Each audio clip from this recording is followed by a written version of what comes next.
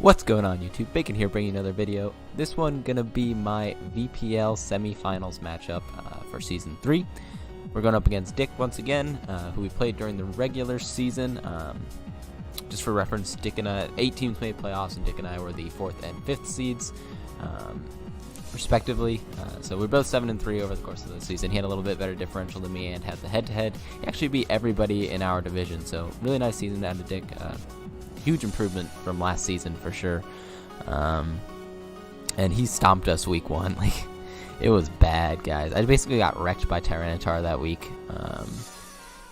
My team just didn't have an answer. I've made a lot of transactions since then. So hopefully this match goes a little bit better. I felt like I prepped a little bit better for this one as well. And he's actually made a couple of transactions as well. I'll go through his team really quickly. He has Latios, which is his Omni Z user, Primarina, Fortress, Arcanine, Machamp, Steelix, Mega Manectric, Tyranitar, Mimikyu, Blastoise, and Leafeon. Last time we played, he had made he's only made 2 transactions since then. He dropped Flygon for Fortress and dropped Vivillon for Leafeon. Coming into this matchup, I was pretty much expecting to see everything but the Leafeon. Like, everything else could definitely have come. I figured like he would bring one of the 2 between Steelix and Fortress, and then one of the 2 between Primarina and Blastoise, as kind of a help with Greninja. Since I brought that every week, and as you can see, brought it again. And I thought Mimikyu had a good matchup, even though he didn't bring it last time. So I really could have expected anything to come. Even Machamp has a pretty good matchup versus me. I've got some kind of fighting weakness on this team for sure. So really anything could have come this week. So kind of a tough prep here. But this time I brought a little bit of a different team than last time. I actually brought a Tyranitar response as well. But let me just go through the team I've got really quick. Brought Frogchamp, the Greninja, Expert Belt, Torrent, Scald, Low Kick, Gunk Shot, and U-Turn. Max attack, close to max speed a little bit. Dropped into special attack to help my Scald do a little bit more damage. The reason I'm mixed this week is because Scald does a lot more damage to things like Steelix and Arcanine, Fortress, if he opts to bring those things. Whereas Low Kick and Gunk Shot will hit things specifically like the Tyranitar and the Primarina really nicely, and I can U-turn out on Tyranitar, even if he decides to stay in, not expecting me to have Low Kick or something like that. I can U-turn out, get a lot of chip damage off. Actually, with the Expert Belt, I should be doing about 40% uninvested Tyranitar, and then U-turn right out into my Miltank, which is I'll show you in the back later. Next up, we got Kingpin the Nidoking. Bring Assault Vest Nidoking with Sheer Force, Super Power, Earth Power, Poison Jab, and Sucker Punch. So a mixed Nidoking this week. Really jank because I'm running a serious Nature Nidoking, so neutral nature across the board. I really didn't have a stat that I wanted to drop and a stat that I wanted to increase. Like, none of the calcs really got helped too much by me running an attack boosting nature or a special attack boosting nature. Max physical attack, a lot into HP, and the rest into speed. Speed creepy, I believe. 230. That looks like it's hitting something like no speed Arcanine, if I had to guess. I didn't think he'd run like max speed Primarina versus me anyways. Like, what are you trying to speed creep with that? So I figured I didn't really need to care about that too much, and I had that. I just said, okay, Nidoking needs to hit 230 to outrun. I think it was no speed Arcanine. So that's what I was looking to hit there with the Nidoking. So yeah, Super Power just should one-shot the Tyranitar. Earth Power will do big damage to things like Steelix, Arcanine, Fortress once again. So kind of you see the trend there with the first 2 being kind of mixed attackers, just because the way his defensive core is set up is you kind of need both to break through it. Because if he happens to bring Steelix over Fortress, then I've got to hit either I really have to hit with Super Power anyways. And then things like Mega Manectric gets Intimidate, and this is kind of my best Mega Manectric response on the team, or at least on the team that I brought. So I want to be able to hit that thing with Earth Power instead of Earthquake. So it was kind of just like a little bit of back and forth. Arcanine also gets Intimidate, so kind of a weird Nidoking set. Definitely don't see people running neutral natures too frequently, but I felt like it kind of made sense in this matchup. Poison Jab hits a Primarina really hard specifically. That thing's a huge threat. I don't have good switch-ins for Primarina if it's like choice specs. I don't have good switch-ins for Primarina in general anyways. And then Sucker Punch hits the Latios pretty nicely. It should do about 50%. So that thing's chipped down during the course of the match. I'm kind of expecting it to be like a Choice Scarf Lati. I think he brought Choice Scarf last time we played for my Greninja and my Coco. So Nidoking's got a pretty good matchup. I can actually live a Psychic as well. If he has Psy Shock, I probably won't live that, but I can live a Psychic if need be. And stay in and go for Sucker Punch and 2-hit KO that thing. So, pretty decent matchup for Nidoking, I think, on paper. It's kind of a problem for him to switch into if I get it in on the right Pokemon, like on a Fortress or on Manectric or something like that. Predicting an electric move can be really effective this match, I think. Next up, we got Tapu Koko. Once again, bringing back Tapunium Z Tapu Koko. We got U-Turn, Nature's Madness, Wild Charge, and Defog. Defog is on the team because I've got 2 Stealth Rock weak Pokemon in the back. And he's got some pretty good opportunities to get hazards up on me with things like Fortress and Steelix. So I didn't want to have no hazard removal going into this game, because I think in general Stealth Rocks are actually going to hurt me a little bit more this game than they're going to hurt him. U-turn is just to get a little bit chip damage off on things like Manectric, and I can get a slow U-turn off. If he decides to Volt Switch out and get some chip damage off on me, that's no big deal. I can get a slow U-turn off and potentially get in my Nidoking for free. I don't want to be going hard Nidoking on Manectric, because even though I can live 2, I'm kind of expecting him to have HP ground this time around. He doesn't necessarily have to, because his electric moves will be boosted in terrain anyways, and a fire move should do decent damage to Nidoking regardless. Like if he's running Overheat specifically, he wouldn't need HP ground, but I do expect him to have like a dark move to hit my Claydol on my Manectric, probably Snarl, and then maybe like Volt Switch, Thunderbolt, Flamethrower, or Overheat.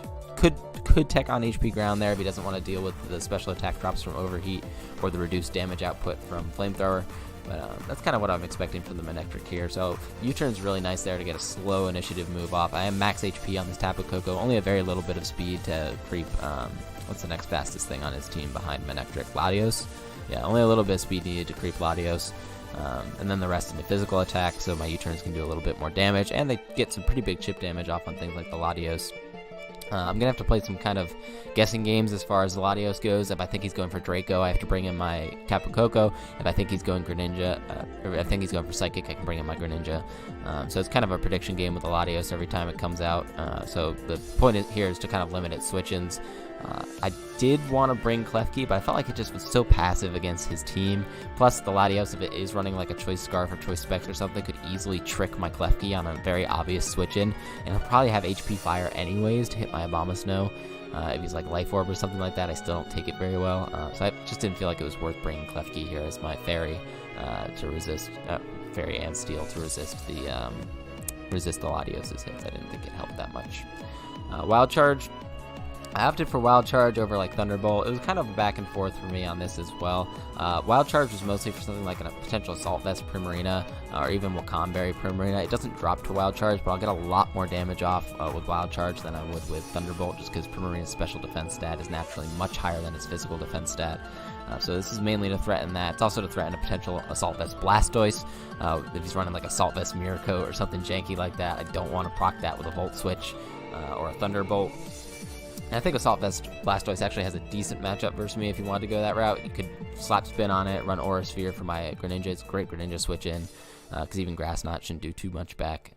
And if I'm him, I'm thinking I have no reason to run Grass Knot on my Greninja here anyways, which I don't. It was not worth running Grass Knot on Greninja here. So Assault Vest, or even just especially bulky Blastoise, I felt like had kind of a decent matchup versus me. And then again, a potential like Assault Vest Primarina was also an option. So I felt like Wild Charge was just better in general there instead of Thunderbolt, but we'll see how that ends up going in the match. But yeah, that's the Tapu Koko. Basically, I can just potentially even lead with this thing and throw off a Z Nature's Madness and get 75% off on something. Even if I led against like Steelix or something, I just predicted to go for Stealth Rocks. So I would get a massive hit off on that thing, and that'd be good for my Kyurem in the back. For sure, if I can get a lot of chip damage off on that Pokemon. Next up here, we got a pretty standard Miltank set, very similar to what I bring most weeks. Just a little bit of speed on the Miltank to creep max speed Tyranitar. There's really no reason for me to outslow that thing when it takes 32 speed investment to outrun it, which is good for my Milk Drinks. I've got Stealth Rock, Milk Drink, Seismic Toss, and Toxic. I can take 2 banded superpowers or banded Stone Edges from a Tyranitar, and even if the Stone Edges crit, like one of the Stone Edges crits me, because I'm faster, I can go for Milk Drink and heal it off, get out of range of a second one. So I felt like Miltank was just kind of a must-bring here just to deal with the Tyranitar. It's also a decent check to Mimikyu, but I really don't do too much back. I've got Stealth Rock, Milk Drink, Seismic Toss, and Toxic, so I can Toxic the Mimikyu, but otherwise I can't really do anything back because I am thick fat as opposed to scrappy. I was back and forth on whether to run Thick Fat or Scrappy. Scrappy would have been nice to break the Mimikyu's disguise, but kind of the plan I had in mind was that I won't need to break it, and you'll see that in a second. But I felt like Thick Fat was more useful just to cover Flare Blitzes from Arcanine, which I really didn't have very good switch-ins to, even though you might have close combat. Flare Blitzes from Arcanine were something I didn't really want to deal with over the course of the match, and any potential ice coverage he's running for like Nidoking would be nice to, and Claydol I guess, would be nice to have.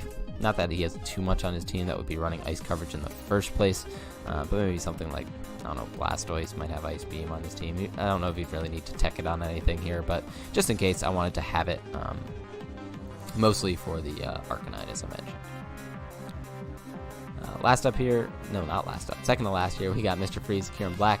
Once again, bringing Choice Scarf, Kieran Black. It's kind of funny because when I had Kieran Black in Season 1 of the VPL, I don't think I ran Choice Scarf one time, just because of the way that team was set up. I had webs with Galvantula. It was more of like a breaker on the team, whereas in this case, it's more kind of a late-game cleaner, which is fine with me. I think it's performed the role pretty well so far in the couple games I've brought it.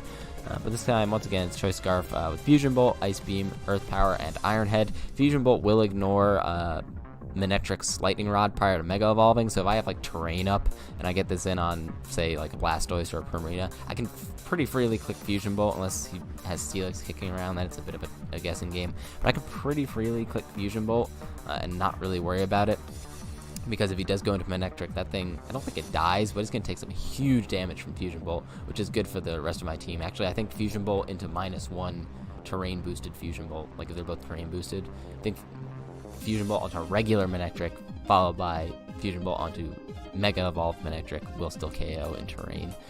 So that's kind of a nice aspect here from the Kieran Black. It's actually tough for him to switch into this Pokemon if he doesn't bring one of his Steel types, which again I'm expecting him to bring at least one of Fortress or Steelix. I don't think he'd bring both, but at least one of the two I would expect to see.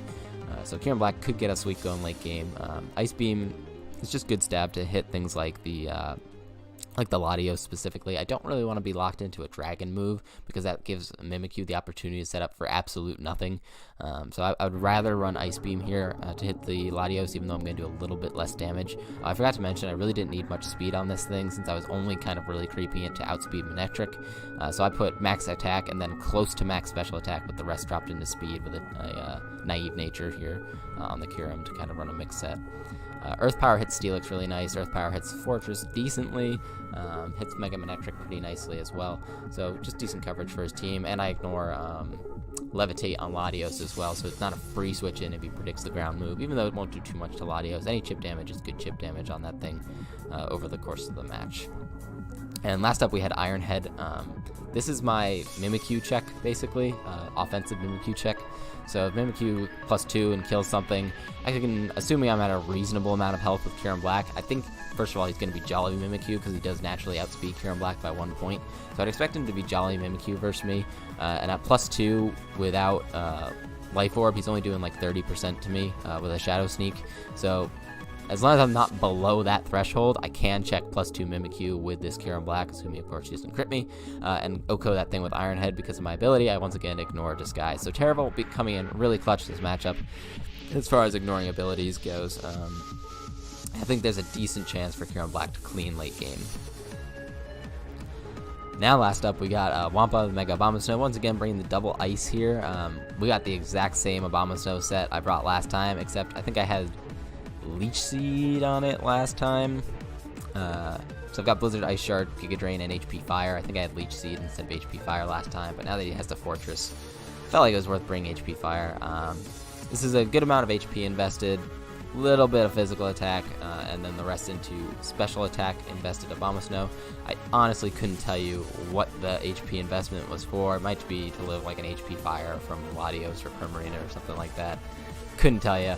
This is literally the same exact spread that I brought the last time we played, and then I just changed the Leech Seed to HP Fire to hit the Fortress. I am a minus speed nature, which is potentially problematic because Fortress does naturally outspeed Abomasnow, Mega Abomasnow that is. But I am kind of expecting him to be a Gyro Ball set, which normally runs like 0 IV, minus nature, so he would hit 76 speed, and I hit 86 with this Abomasnow. So I'm still hoping to outspeed that thing and whack it with an HP fire is kind of the goal with the Abomasnow. It should at least pretty close to OHKO or bring it down to sturdy and kill it with hail damage if he's not overcooked. I guess in which case he wouldn't have sturdy. So kind of a long-winded intro there, but I just wanted to kind of detail some of the changes I made to my squad here, just over the course of the season. Both making transactions, like you can see, Miltank, Nidoking, and Kyurem are all new to the team as opposed to the last time we played, and then some of the changes I made to the sets themselves.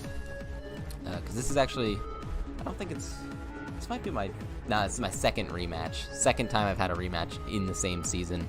Last time was in the VPL Season 2 finals. I had to rematch Finn to win a championship there. So this is only my second rematch, actually. So I'm not actually super familiar with it. And I guess I also rematched Jeff in finals of ABC as well. So my third rematch in all of Draft League history. So it's actually something I'm not too familiar doing.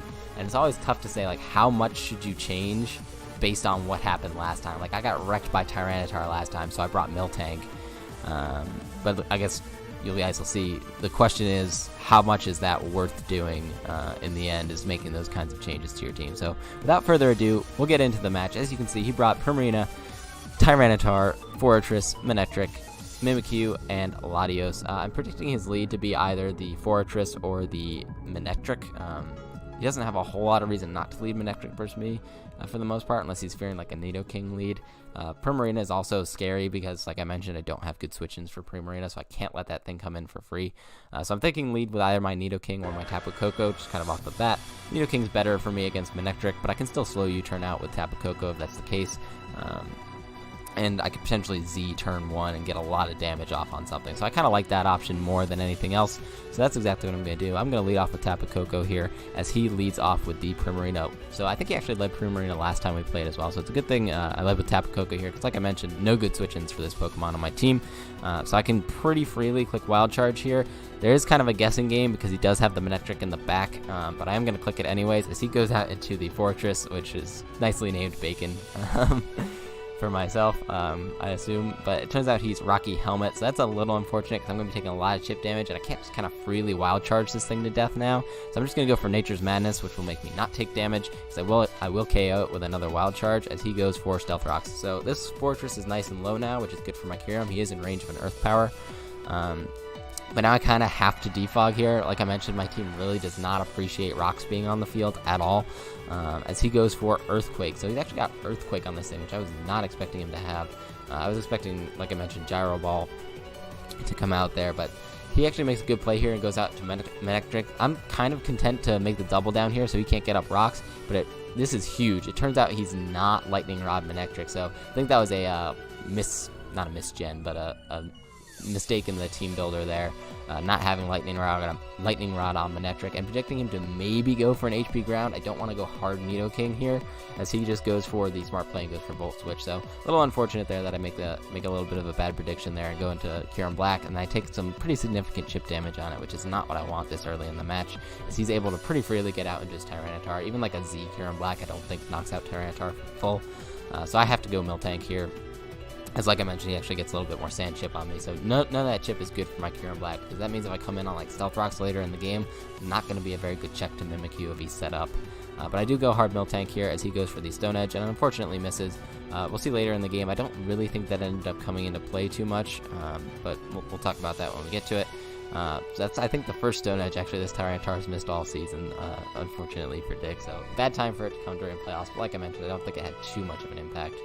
I don't want him going hard Fortress here on a Stealth Rocks because it actually would live a Seismic Toss.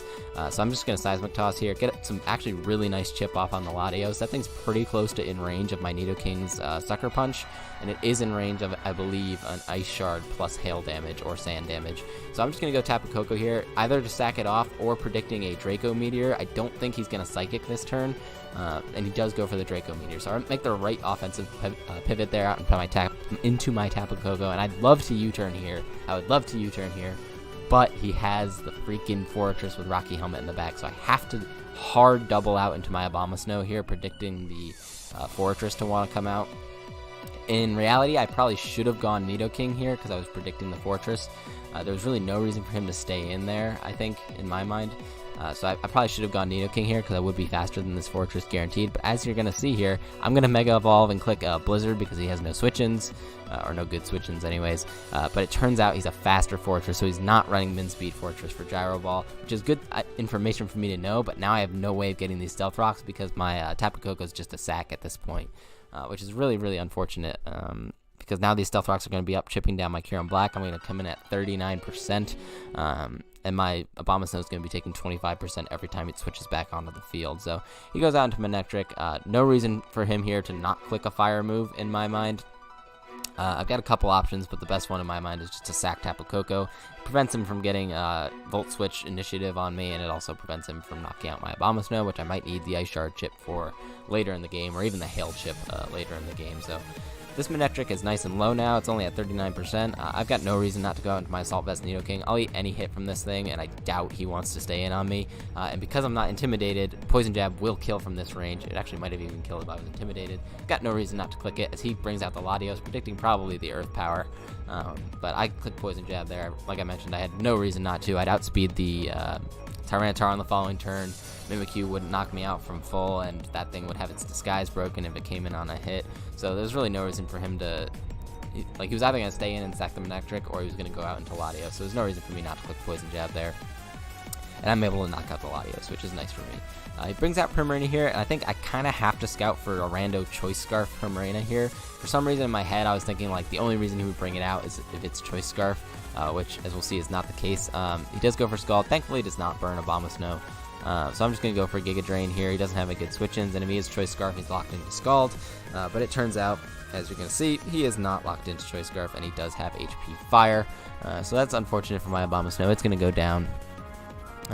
But with the Latios dead, it's not such a huge loss. I guess Ice Shark could have picked off the Mega Manectric later on. But I'm just going to go back out into Nidoking here. At this point, I've kind of actually figured out that it's Kabaya Berry, and I'm going to have to click Poison Jab anyways. Like I mentioned, I had in my head at first that it should be Choice Scarf Primarina if he's bringing it out on me, but it turns out, like, after the switch, I thought, oh, he's got the Poison Berry. So good prep on his end, because that does eat a Poison Jab, of course, from my Nidoking, or a Sludge Wave, which is probably what he was expecting. But I am thankfully going to tank the Scald because he doesn't have Hydro Pump, and I'm going to be able to KO the Manectric as well with Poison Jab, so that's 2 kills from Nidoking. But now it's useless at 5%, it dies to Rocks. Like I mentioned, I did have to pop the Kabaya Berry on Primarina, even though Nidoking was really, really good for his team. The Primarina had to have that Kabaya Berry pop so I could knock it out with Gunk Shot, potentially with Greninja later on, because the other option was to have Greninja pop it, and then it dies, but then I really don't have a good way of KOing Tyranitar, because my only option would really be like Super Power on Nidoking, or maybe whittling it down with Miltank, which I really didn't like either of those options. Here I make a huge misplay, and instead of going for Toxic on the Mimikyu, I go for Stealth Rock. The point in going for Stealth Rock here was I was thinking he could potentially switch out because he's not set up yet, and then allowing me to get up Stealth Rock would mean that Kyurem Black can sweep him late game with Iron Head, or potentially sweep him late game with Iron Head. That was really just a bad play on my end. I should have gone for Toxic. Thankfully, he doesn't fully capitalize by going +4 on me, and he just knocks out the Miltank there. It's a tough play on Dick's end because, like, my play is either Toxic or click something to break his Disguise, which you wouldn't necessarily want to happen either. So it seems like from his perspective, I can see why it would be better to just Z me there. But he really could have gone +4 and just killed me at that point. But thankfully, he's only +2, which means Shadow Sneak does not pick me off. Like I mentioned, that does about 30% from Jolly Mimikyu, and we saw the Z move. So Kyurem Black is in here with Iron Head. I kill the Primarina because Rocks are up, so he has to go out into Tyranitar here. I'm going to click Iron Head again. If I get a flinch, I win. If I don't get the flinch, as I don't, it's going to come down to Greninja hitting a Gunk Shot on the Primarina. So he's going to knock me out with Stone Edge, does connect this time. And like I mentioned earlier, that Stone Edge miss I don't think really mattered on Miltank, because he still would have had to Z me to knock me out in the situation where he clicked it. So, I mean, maybe that changes his game plan and thought process a little bit, but I think all in all, the hacks there didn't have a huge enough impact that I would say it cost him the game. I think what was more important was not having the Lightning Rod on Manectric. So here I'm going to click Low Kick on Greninja. And maybe I already spoiled it a little bit, but I'm also going to click Gunk Shot versus Primarina. 80% chance to hit, and we do thankfully connect this Gunk Shot eventually after all this Sandchip. Spoilers. So yeah, the Primarina is going to come in because the Kabaya Berry's gone now, thankfully, thanks to Nidoking. I'm going to knock him out with Gunk Shot here. Really good game to Dick. This was a really fun game, really close game. Came down to just the 1-0 with Greninja here, cleaning up the end of it. But once again, great season to Dick. Huge steps of improvement from last season where he took over Glumac's team, but then unfortunately didn't end up making playoffs. He played a lot better this season. Like I mentioned, he beat our entire division during the regular season. This is a matchup I was really scared for on paper just because his offense is so threatening, and my team really doesn't have a good way of dealing with that kind of bulk combined with that kind of hard-hitting power, the kind of bulky offense style that he's got on the team with Tyranitar, Primarina, even Latios has decent natural bulk. So, really good game to Dick, a really scary team, a great season. Hope to see you again next season. I think Dick actually already did say he was going to come back for Season 4, which is great. But good game to Dick. We are moving on to the semifinals where, for the third season in a row, all 3 seasons of the VPL, John and I have played in semifinals. So we are playing SCB TM06, John himself, who was the #1 seed in the league, who was 8-2 this season with a +25 differential, head of our division, beat me during the regular season in a pretty close match. I think that one actually came down to a 1-0 as well, as I just kind of got stalled out by Fable at the end. So I liked the team I brought last time, but I'm definitely going to switch some stuff up, especially now that I've got a few new members on the squad, and I'm looking forward to another fun game with John. We've all, in the 3 games that we've played so far, they've all been, reasonably close and fun games, despite kind of the hacks that I got on him last season in the playoffs. I always like playing John just because he's a really good battler, really smart guy, and he always brings some pretty cool stuff. And his team is very threatening. So, thank you guys all for watching. If you did to this point, I'll see you guys in the next video. Hopefully you tune in for semifinals versus John. Thanks again, and have a good one. Bye-bye.